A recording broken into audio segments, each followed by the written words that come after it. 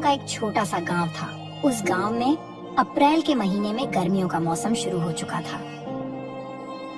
उसी खानपुर गांव में एक मोहन नाम का एक गरीब किसान रहता था। उसके घर में उसकी पत्नी राधिका और एक छोटा सा बेटा आर्यन था। मोहन के घर का गुजारा बहुत ही मुश्किल से हो पाता था।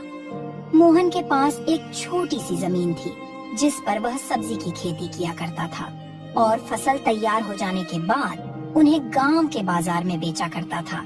लेकिन उस गांव में सबसे बड़ी समस्या थी पानी की। मोहन को पानी के लिए गांव के मुखिया जग्गू लाल पर निर्भर रहना पड़ता था, क्योंकि मोहन के पास अपना कोई कुआं नहीं था। वह अपने खेतों की सिंचाई जग्गू लाल के कुआं के पानी से किया करता था। हालांकि इस बार गर्मी इतनी तेज हो गई थी कि सभी का जीना मुश्किल हो गया था। फिर भी मोहन अपने मेहनत से अपने परिवार का गुजारा करता था।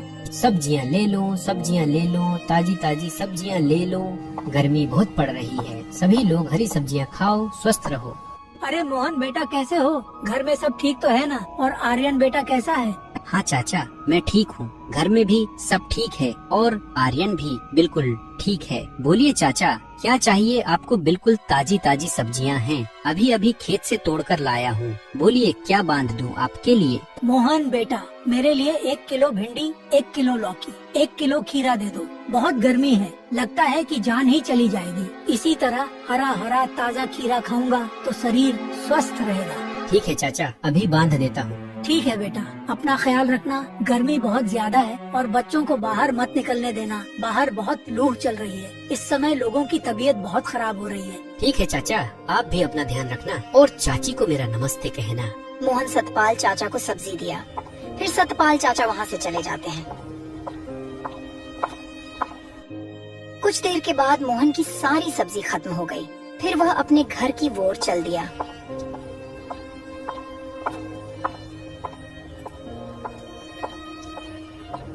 राधिका, आज की सारी सब्जियां भी बिक गई। यह लो, यह पैसे संभाल के रख देना।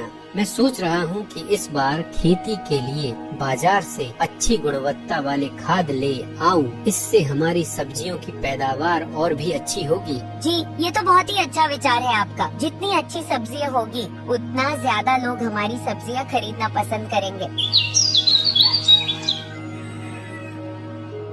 एक दिन मोहन अपने खेतों में काम कर रहा था कि तभी वहाँ पर मुखिया जग्गू लाल आता है और मोहन से कहता है, अरे मोहन, कैसे हो? खेतों का काम कैसा चल रहा है? मैं ठीक हूँ मुखिया जी, और खेतों का काम भी ठीक चल रहा है। इस समय लोगों को हरी सब्जी बहुत पसंद आ रही है, इसीलिए सभी सब्जी जल्द खत्म हो जा रही है।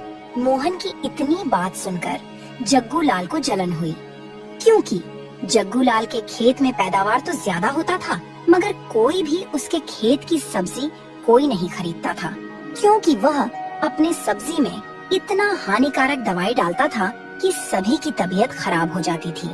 वह अपने मन में सोचता है, अगर इसे पानी नहीं दिया जाए तो इसकी सब्जी पानी के बिना जल जाएगी। फिर गांव में मेरी ही सब्जी बिकेगी, क्योंकि पूरा गांव में सिर्फ मेरा ही एक कुआं बचा है। यह बात सोचकर जग्गू लाल ने मोहन से बोला, मैं यह कह रहा था मोहन कि मैं तुम्हें बहुत सालों से अपने कुएं से पानी दे रहा हूँ, पर इस साल मैं तुम्हें अब अपने कुएं से पानी नहीं दे पाऊंगा। पर क्यों मुखिया जी, मुझसे कोई भूल हुई है क्या? नहीं मोहन, वह बात नहीं है। दरअसल तुम्हें तो पता ही है ना कि इस साल कितनी गर्मी पड़ रही है। इस साल की गर्मी ने तो सारे साल का रिकॉर्ड ही तोड़ दिया है। मेरे कुएं का पानी दिन प्रतिदिन सूखते जा रहा है, और अगर ऐसे में मैं तुम्हें भी पानी देता रहा तो आगे आने वाले दिनों में मेरे खुद के लिए भी पानी नहीं बचेगा। इसलिए मैं अब तुम्हें पानी नहीं दे पाऊंगा। आप मेरे साथ ऐसा क्यों कर रहे हैं मुखिया जी? आप ऐसा मत कीजिए। भला मैं कहाँ से पानी लाऊंगा? इतने सालों से तो आपसे ही पानी ले रहा हूँ, और अगर आपने अब पानी देना बंद कर दिया तो बिना पानी के मेरे खेतों की सारी सब्जियाँ सूख जाएगी। मुखिया जी, आप ऐसा मत कीजिए। देखो मोहन, मैं भी मजबूर हूँ। इस अप्रैल के महीने में ही इतना ज्यादा गर्मी पड़ रही है, फिर अभी तो पूरी गर्मी बाकी है। अप्रैल में ही गर्मी ने सबकी हालत खराब कर दी है। मैं कुछ नहीं कर सकता, तुम अपना देख लो। मोहन इतनी बात सुनकर बहुत दुखी हुआ। उसे कुछ समझ नहीं आ रहा था कि वह अब क्या करे। वह उदास मन से अपने घर चला आया और सारी बात अपने पत्नी से बताया। ये क्या हो गया जी, ये तो हमारे साथ बहुत बुरा हुआ। हे भगवान, अब कौन सी मुसीबत आ गई है। अब हमारे घर का खर्चा कैसे चलेगा जी। बिना पानी के तो हमारी सब्जियां सूख जाएगी। अब हमारी सब्जियां की सिंचाई कैसे होगी। हाँ राधिका, मुझे भी कुछ समझ नहीं आ रहा है। हे भगवान, अब आप ही कुछ करो। सुनिए जी, आप चिंता मत करो। एक बार मैं जग्गू लाल जी से बात करूंगी, देखती हूँ तो शायद हमारी बात मान ले। मगर वह बहुत चतुर इंसान है, वह अपने फायदा के लिए ये सब कर रहा है। मैं जग्गू लाल जी से एक बार बात करके देखती हूँ। यह कहकर राधिका जग्गू लाल से मिलने उनके घर की ओर निकल पड़ती है। प्रणाम मुखिया जी, मुझे मेरे पति जी ने बताया कि आपने हमें कुएं का पानी देने से मना कर दिया है। हाँ राधिका, यह बात सच है कि मैंने मोहन को अपने कुएं का पानी देने के लिए मना कर दिया है, और इसकी वजह भी तुम्हें मोहन ने बता दिया होगा। पर मुखिया जी, आप ये तो सोचिए ना कि हम इतने सालों से आपके ही कुएं के पानी से अपने खेतों की सिंचाई करते आ रहे हैं। हमारे पास और कोई दूसरा साधन भी नहीं है। ऐसे में हम पानी कहाँ से ले आएंगे और अपने खेतों की सिंचाई कैसे करेंगे। और कोई अगल बगल कुआं भी नहीं है जिससे सिंचाई कर सके। देखो राधिका, मैंने तुम्हें पानी देने से कभी भी नहीं रोका, मगर इस बार भयंकर गर्मी पड़ने की वजह से मेरे कुएं का पानी सूख कर बिल्कुल कम हो गया है। अगर मैं तुम्हें अपने कुएं का पानी देता रहूंगा तो इस गर्मी में मुझे पानी की बहुत परेशानी होगी। राधिका जग्गू लाल को कुएं का पानी देने के लिए बहुत समझाने की कोशिश करती है, मगर जग्गू लाल नहीं मानता है और फिर राधिका निराश होकर थक हार के अपने घर की ओर निकल पड़ती है। क्या हुआ राधिका, मुखिया जी ने क्या कहा? अजी, मुखिया ने पानी देने से मना कर दिया। वह कह रहे थे अगर मैं तुम्हें पानी देता हूँ तो मुझे गर्मियों में बहुत परेशानी होगी। पानी के बिना हमारे खेत का क्या होगा? राधिका, हमारा सारा खेत तो सूख जाएगा। दोनों पति पत्नी इस बात से बहुत दुखी थे। मोहन को तो आज बिल्कुल अच्छा नहीं लग रहा था। वह बस अपने खेतों के बारे में ही सोच रहा था। सोचते सोचते मोहन को एक विचार आता है। क्यों ना मैं एक कुआं खोदूं? अगर मेरा अपना कुआं रहेगा तो मैं अच्छा से खेती कर पाऊंगा और अपना जीवन गर्मी में भी अच्छा से गुजर हो पाएगा। लेकिन मेरे पास इतने पैसे नहीं हैं कि मैं मजदूर से कुआं खुदवा सकूं। लेकिन मैं सोच रहा हूं अगर कुआं खोदने का काम मैं अकेले ही शुरू कर दूं तो ठीक रहेगा। जी, आपका बहुत अच्छा विचार है, लेकिन अगर हम दोनों ही कुआं खोदेंगे तो इसमें हमें काफी दिन लग जाएंगे। हाँ राधिका, वह तो है, लेकिन और कोई रास्ता भी तो नहीं है और हमारे पास इतने पैसे भी नहीं है कि हम मजदूरों से कुआं खोदवा सके। आप ठीक कहते हैं जी, हम कल से कुआं खोदना चालू कर देंगे। चलो अभी आप आराम करो, तब तक कल का कल देखेंगे। अगले दिन सुबह सुबह वह दोनों खेत की ओर फावड़ा लेकर निकल पड़ते हैं।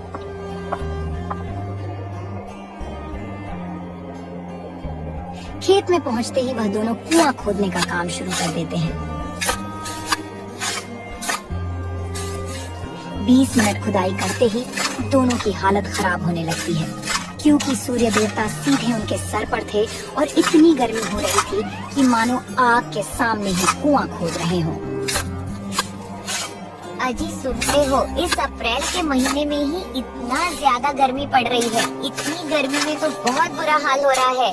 बार बार प्यास लग रही है। हाँ राधिका, पर हमें धैर्य से काम लेना होगा। माना कि इस साल बहुत गर्मी है, लेकिन हमारे लिए यही एक रास्ता है। इतना कहकर वह दोनों फिर से कड़कड़ाती धूप में काम पर लग जाते हैं।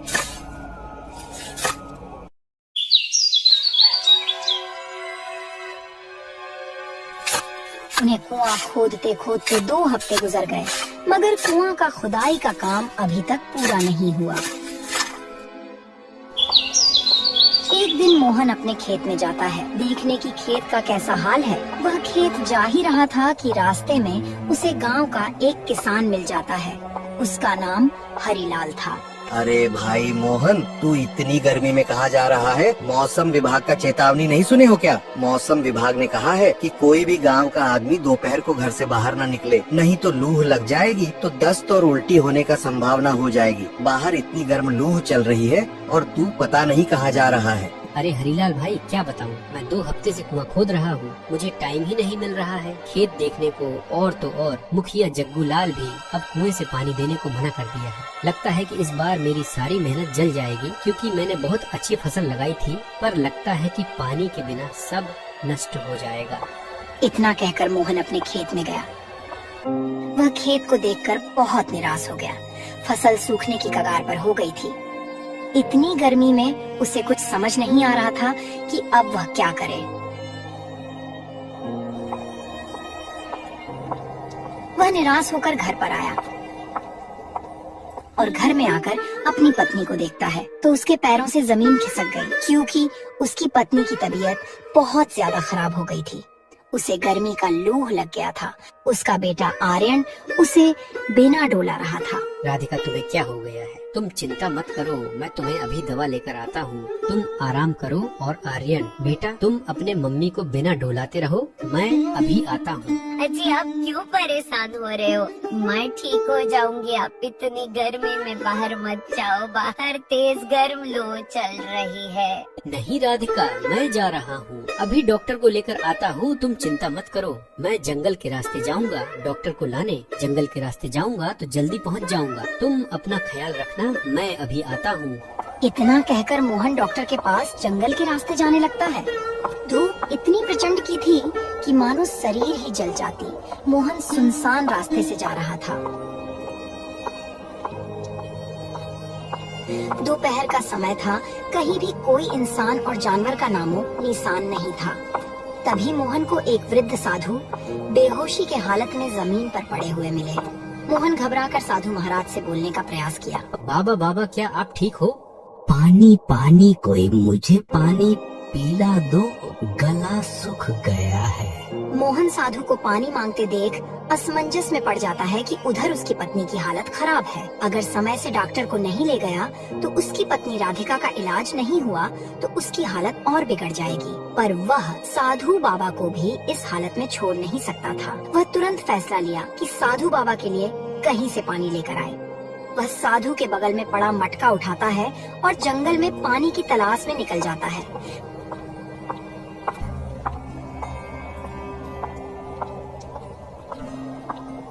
पानी की तलाश में उसे काफी टाइम लग जाता है। पानी की तलाश में इधर उधर भटकता है। तभी जंगल के बीचों बीच एक छोटा सा तालाब नजर आता है। वह वहां जाकर तुरंत पानी भर लेता है और साधु के पास जाता है।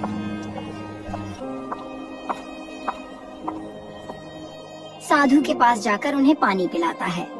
पानी पीने के बाद साधु को पूरी तरह से होश आता है। धन्यवाद बेटा, यह तुम्हारा एहसान मैं कभी नहीं भूलूंगा। अगर तुम सही टाइम पर नहीं आते तो मेरी जान ही चली जाती। धन्यवाद की कोई बात नहीं है बाबा। एक इंसान के काम नहीं आया तो इंसानियत किस काम की? वैसे बाबा, आप इतनी गर्मी में इस जंगल में क्या करने आए थे? बेटा, मैं पहाड़ी इलाका के गुफा में तपस्या करता हूँ। इस बार बहुत गर्मी है तो पानी की तलाश में मैं इधर आया था। पानी की तलाश करते करते मुझे पानी नहीं मिला और गर्मी के कारण प्यास लगी थी। इसी कारण मैं यहाँ बेहोशी की हालत में जमीन पर गिर गया। ठीक है बाबा, आप अपना ख्याल रखना, मैं चलता हूँ, मुझे बहुत जरूरी काम है। बेटा, तुम इतना जल्दी में क्यों हो और तुम बहुत परेशान लग रहे हो, क्या बात है?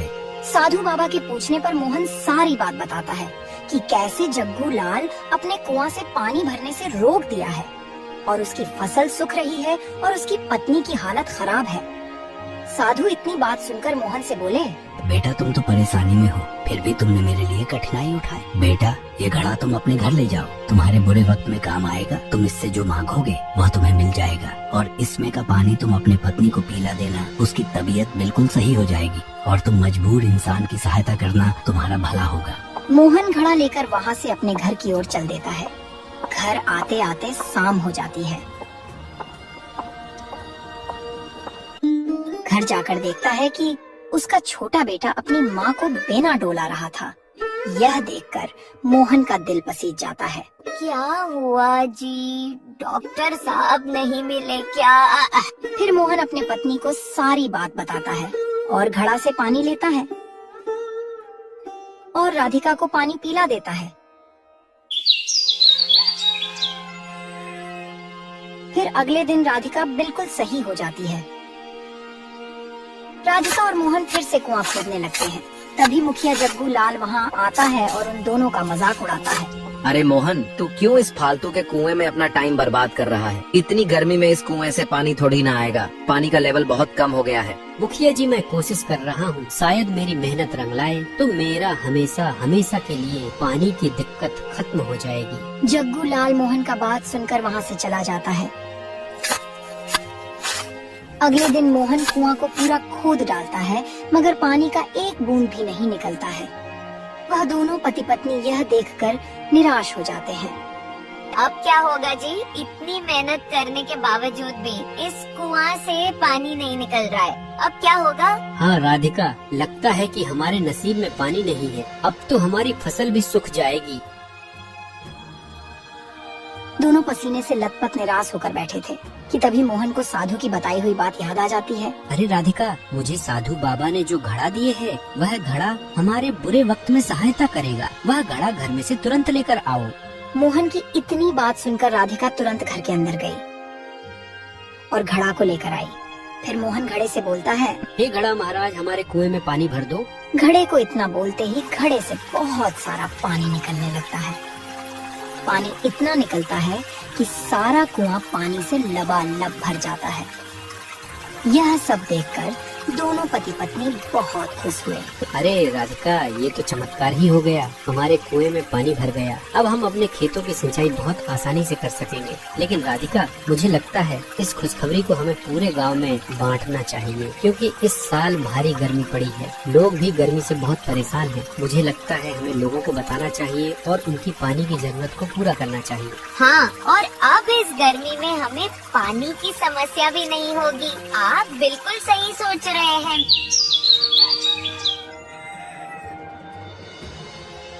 मोहन अपने कुएं की बात पूरे गांव वालों को बताता है।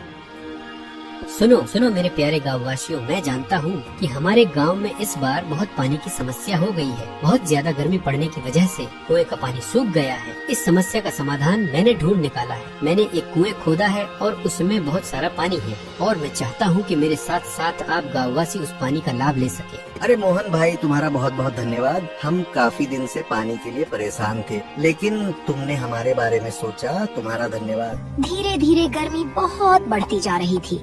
गांव के सारे कुएं सूखते जा रहे थे। अब गांव में केवल एक ही कुआं था जिसमें पानी था। वह था मोहन का कुआं। वहीं दूसरी तरफ अब जग्गू लाल का कुआं बिल्कुल सूख चुका था। उसके कुएं में एक बूंद पानी नहीं बचा था, जिसकी वजह से जग्गू लाल बहुत परेशान हो गया था। तभी जग्गू लाल को कहीं से खबर लगती है कि मोहन का भी एक कुआं है और सारे गांव वाले वहीं से पानी भर रहे हैं। जग्गू लाल ये बात सुनकर मोहन के पास जाता है और मोहन के कुएं में इतना पानी देखकर बहुत हैरान हो जाता है और वह मोहन से कहता है, मोहन, मेरे कुएं का पानी बिल्कुल सूख गया है। मेरे कुएं में एक बूंद भी पानी नहीं बचा है। क्या तुम अपने कुएं का पानी दे सकते हो? हाँ हाँ, क्यों नहीं मुखिया जी, आप यह कैसी बात कर रहे हैं? भला इसमें कोई पूछने वाली बात है? इतनी सालों तक आपने हमारी मदद की है और इस मुश्किल घड़ी में हमें एक साथ मिलकर रहना चाहिए। आप जितना चाहे उतना पानी ले जाओ। मोहन की यह बात सुनकर जग्गू लाल को अपनी गलती का एहसास होता है और वह मोहन से माफी मांगता है। मोहन, मुझे माफ कर दो। मैंने अपने लालच में आकर तुम्हारे साथ बहुत गलत किया। इस मुश्किल घड़ी में मैंने तुम्हारा साथ नहीं दिया, लेकिन तुमने मेरा साथ नहीं छोड़ा। धन्यवाद। तुम्हारे जैसे लोगों की वजह से इस धरती पर अच्छाइयाँ अभी जिंदा है। कुछ दिन के बाद मोहन अपने खेत में खूब मेहनत करता है और सब्जी बेचता है और सभी गांव के लोग खुशी खुशी जीवन बिताने लगते हैं। तो हमें इस कहानी से यह सीख मिलती है कि हमें हर मुश्किल घड़ी में किसी न किसी की मदद करना चाहिए और अच्छे कर्म का अच्छा फल हमें हमेशा मिलता है।